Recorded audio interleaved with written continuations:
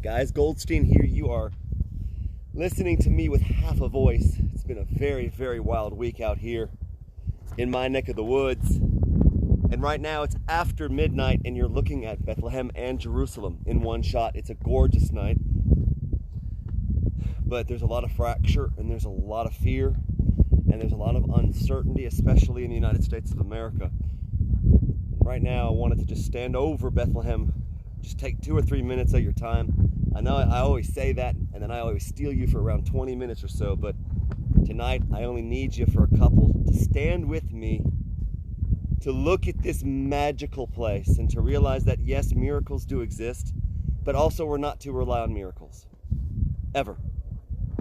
We are meant to take action, and then God responds in kind. To the point where we see in this week's Torah portion that Moses had to physically turn his face towards that burning bush, towards God. He had to make the first move. And only then, a couple of sentences later, does it say that then God turned his face towards Moses. Only when we build the third temple will then God build what they refer to as the heavenly third temple. Take it or leave it for whatever you want. And only when my brothers and sisters in the United States of America can understand that there has to be some form of unity, even amongst your own groups, amongst your own family. I guess you can call it a party, against whatever you decide to call it, amongst that brotherhood and sisterhood of like-minded people that number in the tens of millions, to say the least. Probably greater than 100 million, just like you. But we're going to read Psalm 33 and realize that it isn't through the government, it isn't through the kings of the world that we will put our hope in, that we will place our trust in. It is in God. Malchei Amlachim, which translates into English as the King of Kings. So, stand with me for a minute, if you would. I hope I haven't lost you by now. I don't even know if you can see me out here. It's pretty dark. So I'm going to put my book of Psalms away for just a second. I can see every star in the sky right now. It's beautiful, it's clear. And I have the stars and stripes underneath the stars of Judah. It's really beautiful. And it's very meaningful. Because in this week's Torah portion, again, we're talking about the redemption of slaves, people that reach the lowest level of impurity possible, to where one more step down into the abyss of darkness of Egyptian culture, of slavery. God would have had to have destroyed us right off the bat, the whole world gone. What's the point? If there can't be justice and righteousness, if the nation that was chosen to elevate the mundane to holiness can't be tested to achieve greatness, to reflect that greatness to others, not to be greater than, but simply to reflect greatness to others, to show that even in times of the most abysmal slavery, that we always self-perpetuate by going to foreign lands, acquiring real estate, calling it home, and then forgetting about the home that I'm standing on right now. And so too that applies to my friends in America. You have a land. You have this beautiful, incredible island that's all yours, that people all over the world cherish. They want this. They desire this so much that they are willing to destroy it so you can't have it. It sounds like playground childhood antics, doesn't it? But I promise you, as I raise the stars and stripes over the hills of Judah, without any question, you too can go out into your streets by the tens of thousands and raise the stars and stripes over the land of the free and the home of the brave. Those words should still ring true. So now I'm going to get behind the camera and I'm going to say Psalm 33 for all of my fellow brothers and sisters in the United States of America who still remember what it means to truly want to be free and live in a land that values that freedom and that values family and that values children and that values life. And again, as we see in this week's Torah portion, it's amazing how much God's greatest algorithm, the Torah, it's amazing how it mirrors. It's amazing how in the 1960s in the United States of America, the family unit started to fragment and implode. The divorce rate skyrocketed from 1960 onward. And then it's amazing in 1973, and pardon me, it's past midnight, it's been a long week, but I believe it's 73 where abortion was legalized. And we see in this week's Torah portion how Pharaoh himself realized that the best way to destroy a nation of Jews at that point, the nation of Israel, who he referred to as a nation for the first time in our history, by the way. We came down to Egypt as the sons of Jacob, the sons of Israel. As soon as we arrived, he separated us from the Egyptians and he called us the people of Israel, which I happen to enjoy. But it's that very Pharaoh that understood what Adolf Hitler copied.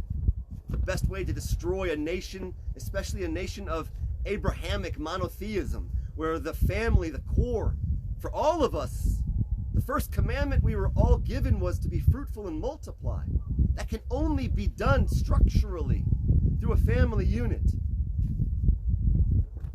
So Pharaoh knew, destroy the Jews. Let's make the men have back-breaking work, labor that would completely destroy their desires, destroy their bodies. Let's break them down day by day, week by week. Pointless labor, overtaxed. Show them they're not welcome. Show them they're not like we are. And that's precisely what they did. And then Pharaoh knew the next part of that phase was to toss all the male babies into the Nile River. They went from destroying the family unit to murdering the babies. And it was only at that point that God heard the cry of Israel. That God said, I am still here with you. I am hurting with you. I am crying with you. I am with you. And now it's time to redeem you. That's precisely what God did. So now let's read Psalm 33 over Bethlehem. If you wouldn't mind, you can join me if you'd like. It's pretty cool, I think. And this is all for blessing in unity over the hills of Judah, the impossible hills, straight to the United States of America. Psalm 33. Sing joyfully to the Lord. You righteous, it is fitting for the upright to praise him. Praise the Lord with the harp. Sing to him with a 10-stringed lute. Sing to him a new song. Play skillfully amid shouts of joy. For the word of the Lord is right. His every deed is trustworthy. He loves righteousness and justice. His earth is full of the goodness of the Lord. By the word of the Lord the heavens were made, and all their host by the breath of his mouth. He gathers the waters of the sea as in a heap. He puts the deep in storehouses. Let all the earth fear the Lord. Let all the inhabitants of the world stand in awe of him. For he spoke, and it was. He commanded, and there it stood. The Lord frustrates the plans of nations. He thwarts the designs of people. But the Lord's own plan stands forever. The designs of his heart endure for all generations. Happy is the nation whose God is the Lord, the people he has chosen for his own heritage. The Lord looks down from heaven and sees all mankind from his dwelling place. He surveys all the inhabitants of the earth. It is he who fashions the hearts of them all. He notes all of their doings. No king is saved by the size of his army. No warrior is delivered by his great strength. Amen. Amen to that. The horse is a vain hope for deliverance, despite its great strength, and it provides no escape. But the eye of the Lord is on those who fear him, who wait for his loving care, to deliver them from death and to keep them alive in famine. Our soul waits for the Lord. He is our help and our shield. In him our hearts rejoice, for we trust in his holy name. Let your loving care, Lord, rest upon us as we put our hope in you. Magnificent psalm written in the very hills with which I stand. God bless you all from beautiful Israel. Thank you for paying attention. God bless America. God bless the stars and stripes. It isn't just a flag. They aren't just colors. It's okay to have pride in what you believe in. It's okay to stand up in the streets and clog the streets. It's your right. Stand up for your rights. You are losing them.